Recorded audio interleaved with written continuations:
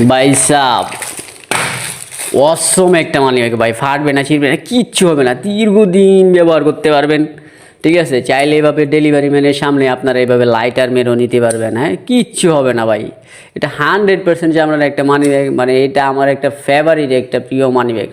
চাইলে আপনারা মানি ব্যাগের ভিতরেও আপনারা লাইটার মারতে পারবেন। খুবই খুবই প্রিয় একটা মানি ব্যাগ। হ্যাঁ, বাইরে কাগজপত্র রাখতে পারবেন, ভিতরেও কাগজপত্র রাখতে পারবেন, তিনটা ছটা কাজ রাখতে পারবেন, টাকা রাখতে পারবেন ভরপুর, 100% চামড়া। হ্যাঁ, ভরপুর টাকা রাখতে পারবেন।